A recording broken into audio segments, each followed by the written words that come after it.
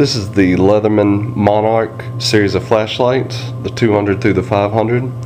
They're all very similar in their body. They have a tail switch. They have a bright white light. They are reinforced and shock resistant to prevent internal damage to the lens and interruption in the light. The 300 has a removable key ring and pocket clip. The 200 has a removable key ring. The 200 has also been engraved. I don't know how well it's going to come out with the resolution, but we offer engraving through the website. We can do knife handles, blades, flashlights. Just check the website for more details.